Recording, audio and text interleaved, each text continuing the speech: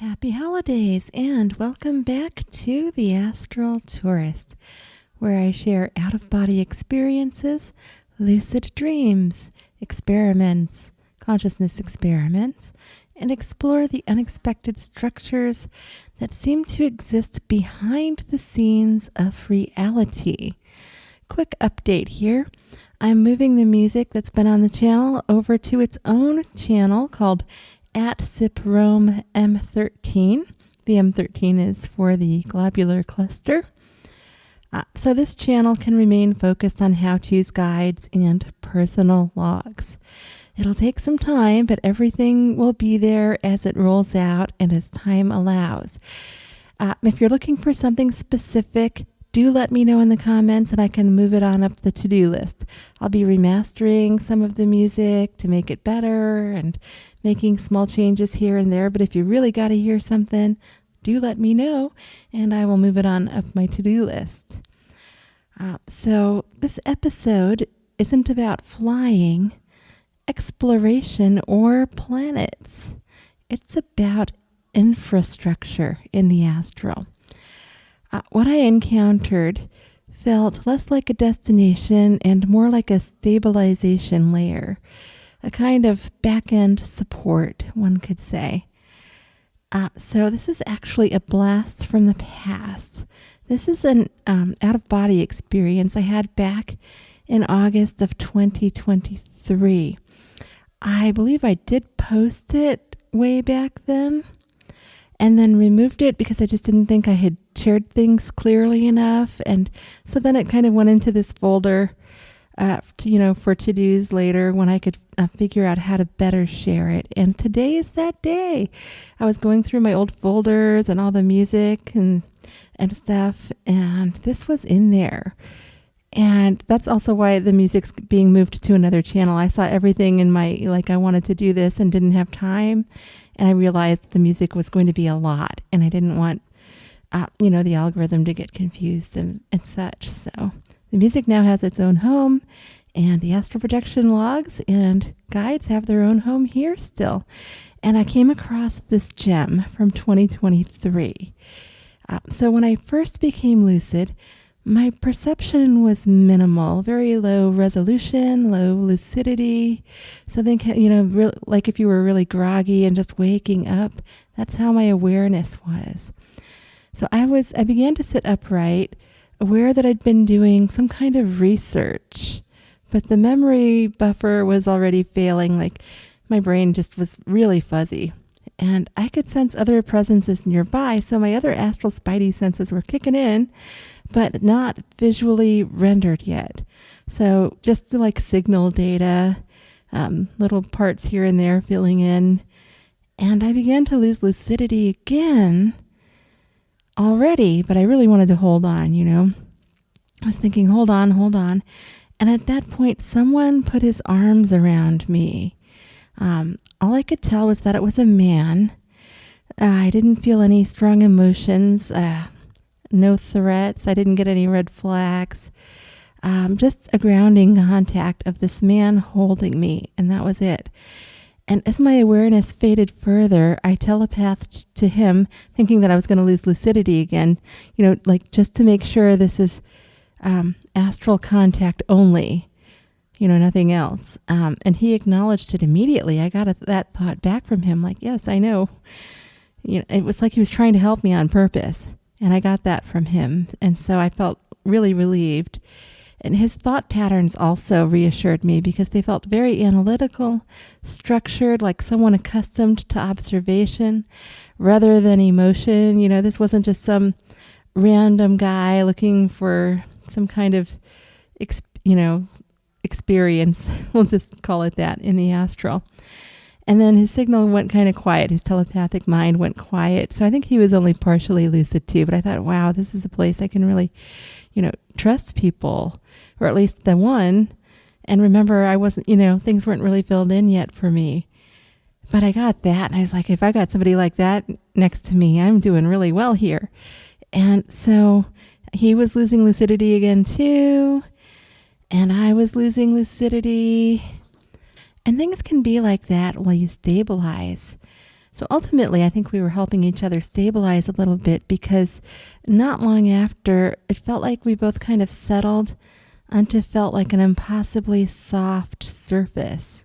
So I think we were like floating downwards a little bit, but again, things were confusing. I didn't resist it because I was beginning to realize I could trust this man, and he already knew he could trust me. That was just already there. And I just, let things happen with that down and falling feeling. And I remember thinking, stay here, stay here, stay, stay, stay. And if not there, then just wake up, because I really wanted to see what this place was. And I was really set on that. I remember that, thinking back now, that my mind was just so honed in and I was so impressed by what I was feeling and sensing already, even though I couldn't really tell what it was. I really knew that I just had to see this place. And so I dropped, deeper into this soft surface and what felt like a meditative kind of a void, like everything blacked out again, but just like temporary, like a flicker. Like it wasn't total unconsciousness. It was just like almost unconsciousness, but not really, like just a snap or something. I'll do a snap. There's, I don't know if you could hear it. Here's another one. Just having some fun with this. It was like a suspended kind of awareness. It's just kind of not really hanging there. It's moving around. It's like in and out. I remember, in my notes, I thought about space, stars, distance, and time. And it's like coming back to me as I remember it. And it was coming back to me some too, as I was rewriting this to make sure I have all the details, because it's kind of long. So settle in. And I often set future-oriented intentions when projecting, because it seems to extend the duration. Got that little tip from Astral Club. So, yay. Thank you, Astral Club, for that. I'll be thanking him for that my whole life. I had noticed that the astral projections were longer, but I hadn't put it together that it was that particular reason. So anyway, when lucidity did return better, visual things loaded in, visual assets, I was sitting on this hybrid kind of a bed chase lounger, ergonomically perfect in a way no physical furniture ever is. And sometimes things feel like that in the astral, especially if your senses are really, going wild and everything's turning on. And so to my right was this man from earlier, only he was in a different place now. He was floating slightly above his own lounger, fully zoned out. And so here I am coming back into lucidity. He's still totally zoned out, like from before, from one of those times that we were kind of in and out of lucidity there. And to my left was yet another man, a little bit restless, shifting some, but not totally lucid. I wouldn't call him totally zoned out. Like people say they're like these zombies type zoned out people in the astral. And that's just them not having lucidity in their astral forms. And so this one was partly lucid, I could tell. But I wasn't hearing his thoughts, and I didn't try to, because I don't on purpose. But if somebody's broadcasting, I can't help but hear, right? So each of us had our own separate little station there. And that detail mattered, because this was not shared dreaming. This was individualized containment within a shared astral environment. And that's an important distinction to make. Dreams don't work like this. So I instinctively knew not to wake anyone. I knew I was astral projecting by that point. That part was very clear. And it didn't seem like a place for interaction, more for maintenance, or just, I was still figuring it out. I was very lucid, but I was still figuring it all out. So here's a big tip incoming that I've shared before, so it might be familiar to some of you, but I will cover it again. Since my short-term memory there was compromised, I did something I've learned to do in these situations. I checked my bag. For astral travelers, this is one of the most reliable diagnostics. Whatever you're carrying is often a snapshot of what you've been doing. Sometimes there'll even be pictures in there to show you. So this is a really cool thing to do, and it's usually pretty fun because the bags can be different sizes and such. So this time my bag was a large tan sack decorated with white and green floral patterns, threaded with subtle iridescence, like not really full neon colors, but the colors were kind of streaming through the decorated florals there. It was just really cool. So for me, large bags usually indicate long distance travel. So again, future time, been out of my body a long time.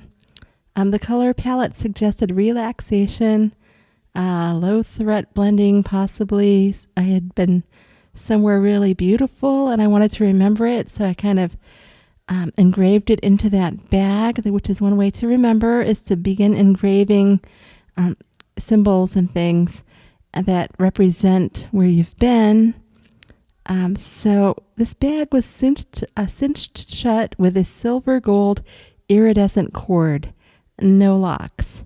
So for me, that tells me I was in a trusted zone. I have various manners of psychic locks that I use on various things. So it was just this iridescent cord. So inside the bag, it looked far larger than the exterior, which is normal for my bags. Standard Astral compression there. So it was about 6 feet long by 3 feet wide internally. Sorry if my voice sounds a little bit off. I have a little bit of a cold here that I'm fighting off. It's not real bad, but it's affecting my voice. So inside the bag was a heavy tablet, larger and thicker than an iPad, a gray screen, almost like an old Etch-a-Sketch. It really reminded me of an Etch-a-Sketch. And I recognized it immediately as the device I'd been using for research. So I've come across these types of electronics before when I do the future astral travels. And they come in, sometimes they're small, like everything keeps getting smaller here. But other times I find these bulky devices. And then apparently my astral form has learned how to use them. So I don't remember like padding on it or typing anything into it. And I felt like it was just totally knowledge-based, input-based, like amplified for local telepathic bandwidths. And I think eventually we're going to get there with some of this stuff, but it's going to take us a while. So, just think at it and, with a small device or something and all that information. And I think the Etch-a-Sketch image kind of showed all of that with one simple image and given the surrounding information and everything. So next was a massive McDonald's maple syrup packet. And, in the astral, food almost always equals energy provisioning, at least in my case, and I believe for many others. But each to your own, you all can tell me what it represents to you. So for me, maple syrup would be fast-acting, high-yield, low processing. I've mentioned maple syrup before because I live in maple syrup country over here in upstate New York. And, there's Vermont makes a lot of maple syrup, and so does Canada. Waving hi to Canada out there. We're all big maple syrup producers. So, and I noticed what made the bag so heavy. I kept looking through the bag, like, the maple syrup was no surprise, right? And I found a huge bag of Skittles. Now, I'm not a huge Skittles fan, but I've encountered Skittles before in my bag in astral projections. And for me, they represent really super compressed energy units. And the bag of the Skittles was 2/3 depleted. So I took 2 Skittles, one blue and one magenta. And they didn't have any taste, but my lucidity sharpened by a lot. And that told me I was running on, reserve power that I'd stored away just for that. And the Skittles are always incredible when I find the Skittles in my bag because it really extends my astral projections. And like I said, in the physical here, I'm not a big fan, but I love the colors. And I think that's why my brain latches onto them. Like it's something I can easily recognize. And they give me a ton of energy. Oh my gosh. So, everything became a lot more clear. I was able to see the room a whole lot better. And that's when an entity approached with a cart. I'm calling her the lady in blue, or the system admin here at this place.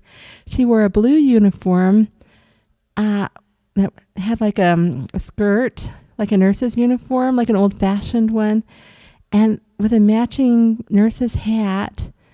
I'm not sure of the exact shape of the hat, but it looked kind of like older fashioned, like maybe 1950s style or something. And she didn't feel symbolic. She felt procedural, but also real. Like she had a soul, I think. I wasn't reading human thoughts, but again, I had astral traveled a long distance. This means another planet, and the information, remember, we process it all and translate it all in our minds into something that makes sense. And I knew that was like only the closest symbol that made sense. And so the restless man to my left sat up slightly, like just leaning up a little bit. And I could see that I had a flash of his form, that he was older with white hair and a beard. So this is an older type of being. My brain is telling me that he looks human, but I know that it's filling in a lot of gaps. So all I know is that he's an older gentleman, really. And she removed 2 medication pens from her cart, one larger, one smaller. And I was starting to feel like he was human, but I wasn't sure. And I'm just like watching them interact here. And after a brief evaluation, she selected the smaller pen. He extended his like translucent arm automatically. He had a pretty good form going on, but he had some translucence about him too. So again, another good astral marker there. She administered it. He smiled and reclined instantly, fully at ease. He felt like so relieved. Oh my gosh. And so I telepathed a question to the nurse figure there. And she replied, he likes his insulin. And at first that made no sense to me because we don't need medication in the astral plane, right? And that had been my question, like, why? Because I know we're in the astral. Now here's where it gets better. Before I could question it further, she handed me my cat, the one who passed away years ago. And you all know I visit my cat regularly, or she visits me in the astral, I should say. So I was genuinely really happy to see her. Started petting her and everything, got excited, but something felt off. For one, she was way too agreeable and compliant for a cat. So I turned on my 360 vision, which sometimes when I don't really want to use it for 360 vision, helps things tune in a little more or see through walls. I don't know. I just kind of defaulted to it. And sometimes it's not a good idea to do that. So don't always do that. But for me, it helps. And I was focusing more and intending more clarity, like what's going on with my cat here. And I noticed that she was more translucent than usual. She likes to show off in the astral. And she's very, she's very fond of her tail. Even if she's shape-shifting or doing something else, she's always got a little flash going on with her tail, and that wasn't the case this time. And I also checked her nails. Something I've learned to do in the astral once in a while. I don't usually check her nails. But normally in the astral, they're either really sharp or totally absent. She's a bit lazy at times. And again, it's mostly all about her tail. And this time, every nail was shaped like a tiny fish hook. Incredibly detailed and totally over-rendered. Like the Matrix got it wrong this time, folks. And when I asked the nurse, "Can you tell me where I am?" Medication isn't required on the astral plane, and this isn't my cat. Yeah. There were also these engravings in her nails, kind of runic. So she explained that I had opted into a comfort care program when I arrived due to the long astral projection, and that it was all pre-approved. I've talked about astral idents and some places having more security than others. Well, I think this place was over the top, like way over the top. And she said apparently I had paid extra for it. So I paid for it. I exchanged some kind of energy for this type of treatment, is what she was telling me anyway. And so she was explaining this is a restricted access area with very strict rules, privacy enforcement, and eligibility requirements. And she was telling me most beings aren't even allowed in without multiple recommendations from many, many different beings. And, I've been trying to help people in the astral for years and years and years, so I have no idea where the recommendations came from specifically, but I kind of bought it, because that's what I do. And she also explained, without me asking, that I had checked a special box allowing touch and other forms of contact. Now, for me, I would have done that because I know I don't hear telepathically very well all the time, unless I'm really close to somebody or holding hands or something like that. And so she said that she already verified that the earlier hug complied within my permissions. Like, this is all very machine world a little bit, The way she was wording things and everything, very Matrix style, machine world. But I do believe that she had a soul, It felt like she did. And that she wasn't just a generated tulpa or something. So I can't explain that, but she was explaining things really well, and I appreciated that. And as for the cat and the man's medication, they weren't framed as lies. I've heard people talk about, they were lied to in the astral. And I don't think that they understand that our minds translate the experience. Our minds translate it into the best framework that they can. So they were explained as comfort interfaces to me, which I was already familiar with. And for many people, simply knowing that medication is available if they need it, or that a loved one's presence is near, like my cat, reduces stress and prevents lucidity destabilization. So this means I did that on purpose because I had a specific goal in mind. I knew I was going to be out of body for a long time. I even bought special time wherever this was. And, the system wasn't trying to wake anyone up. It was simply existing as a stabilizing and comforting presence. Now, as an additional thought, most of the comfort areas I end up in aren't like this at all, which is why this one stands out so much to me and why I wanted to be able to set it aside and then bring it back and, in better wording and with more detail and more information. Most of the time I'm in these like cozy bed and breakfasts, sometimes a hotel that's, kind of clunky, or a grand hotel or a cruise ship, stuff like that. But hospitals, not most of the time. This came off a little bit like a hospital, but it was explained more as a comfort care, exclusive program or something.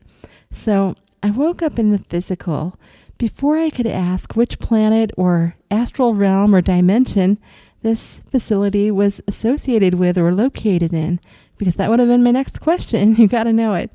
I like to name things. So, this one just really stood out in an incredible way, and I didn't feel like I had done it justice before, so it got removed, and I don't think many people saw it anyway. And now this is like the super long version of that experience. So this next part here is a real kicker. So while many think of the astral as a free-for-all zone or just a kind of a dreamscape, I will point out Robert Monroe described something much more structured in Far Journeys and Ultimate Journey. He called Focus 27 the Bureau of Service and Rest, a kind of way station designed to give consciousness a gentle landing as it transitions out of the physical and into other zones. Monroe described helpers maintaining parks, hospitals, and libraries, spaces that functioned like intricate astral interfaces, keeping the traveler safe and coherent, which was my goal, to remain lucid during very long periods of astral travel. The rules, permissions, and care I experienced in the comfort care zone with the lady in blue, the supplies, the pre-approved interactions, parallel what Monroe reported. Focus 27, like this zone, isn't about having an adventure. It's about stabilizing and providing familiar structures so one's consciousness can rest and recover before moving on, whether that's to another astral area you're trying to get to, or just, have some recovery from a really long astral projection you already had.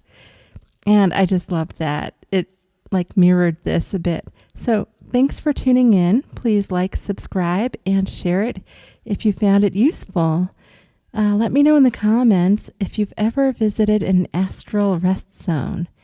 Until next time, happy astral travels.